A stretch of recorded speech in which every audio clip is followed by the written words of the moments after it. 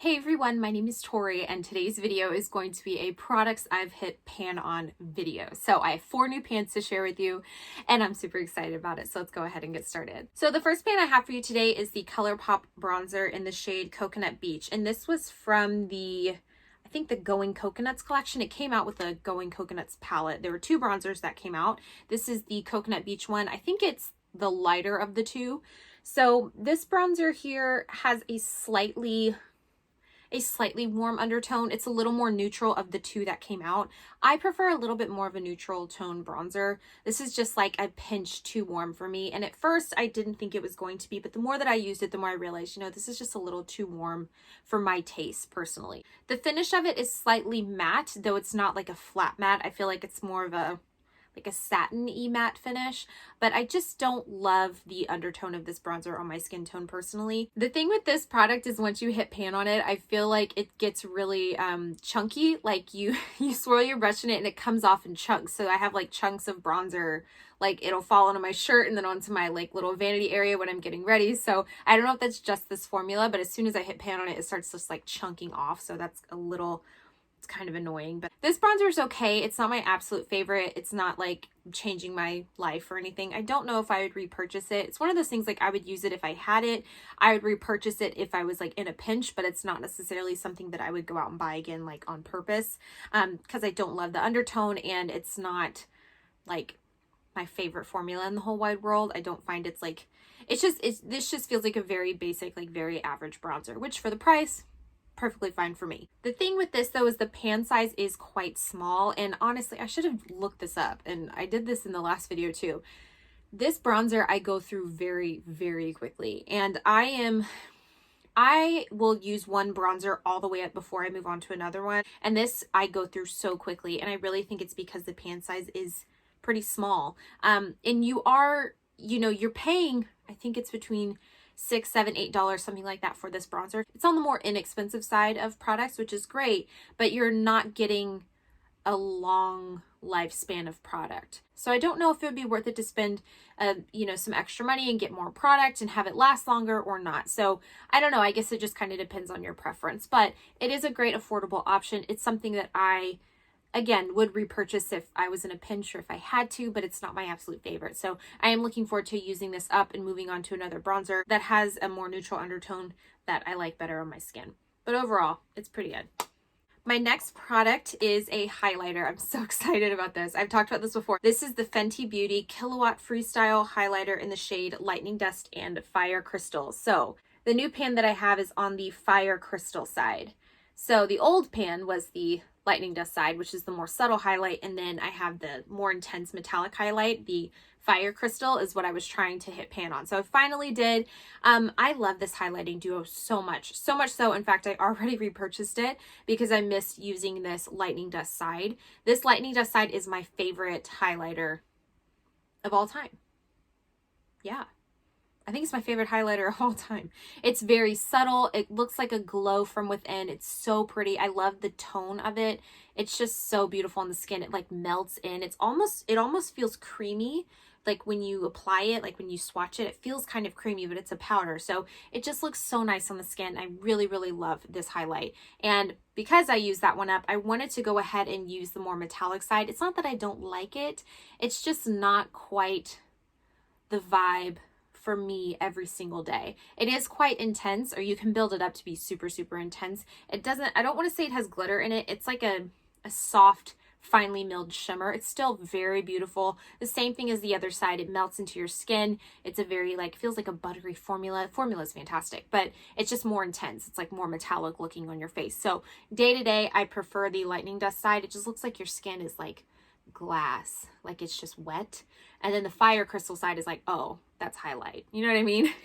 But both sides are beautiful. But yeah, my favorite one is Lightning Dust. So I'm super happy to have pan in both sides. I want to continue to use up this Fire Crystal side so I can go ahead and move on to my completely new compact for both sides. So this is very exciting. Next up, I have a single eyeshadow, and this is the Colourpop Super Shock Shadow in the shade Peekaboo. And this actually came out with the Going Coconuts collection as well. It's just a very soft ivory gold-ish color with some very soft shimmer in it. I feel like it's the perfect all over the lid shade for my skin tone. For a while there, I was wearing this pretty much every single day. With any look that I had, I would just finish it off with this on like the inner third of my eyelid. It's so pretty. It catches the light so beautifully. It's beautiful. It's a beautiful color, and it's so subtle, but just has the right amount of shimmer for every day. It's so pretty, and it really brightens up your eyes. So I really like this color. This is something I would definitely repurchase. I have a few other ones that I want to go through first before repurchasing this, but this is definitely a color I would get again. So I'm actually enjoying using this up, and it was really easy to hit pan on because I wasn't even trying. It just kind of happened, which I feel like kind of happened with all these products. And my last pan that I have to share with you is in the Morphe Jaclyn Hill eyeshadow palette. Now, I am not intentionally trying to pan this eyeshadow palette. It's just kind of happening. I bought this on launch day, so it's getting a little up there in years, but you know, just something to note for me. So I have one new pan in this, and it is in this shade right here. And I actually don't know what this is called. I could guess, but I'm really not sure. This is a shade that I use all over the lid as just a complete like transition shade, just everywhere. I use it all over my crease and my lid, and I just blend it all the way up and all the way down. And I feel like it's the perfect base to start off an eyeshadow look. It's always the shade that I start with. And it replaced, the reason I started using this shade is because it replaced the one next to it that I've completely used up. That one is called, I think it's called Silk Cream. And I used that one all the way up. It was the shade that I used to start every eyeshadow look in this palette with. I would always use that one first. And then once it was gone, I moved on to this one. Honestly, they are so similar. If you didn't know they were different, like I would assume, I never tried these side by side, but I really think on the eye, you probably can't tell that big of a difference between the two of them. I think Silk Cream was a little bit lighter. And it almost looks like it has like a touch more, I don't want to say orange, warmth. It's like the undertones are like slightly different, and then the shade depth is slightly different. But other than that, they're extremely similar. And again, I don't know if you'd be able to tell the difference on the eyes after it's blended out. I always start pretty much everything off in this palette with this shade now. And yeah, then I just kind of build the look from there. I love it. It's just such a great, solid transition shade. I feel like it's kind of a boring pan, but I was really excited about it. So now I have pan in 6 shadows in this, which is crazy. So I'm not even trying. It's just happening. And you can tell which ones I use all the time. So I use this one as a transition shade all over the lid. Then I go in with this one in the crease lower transition area. And then I will use some combination of these somewhere in this region to darken up the outer corner.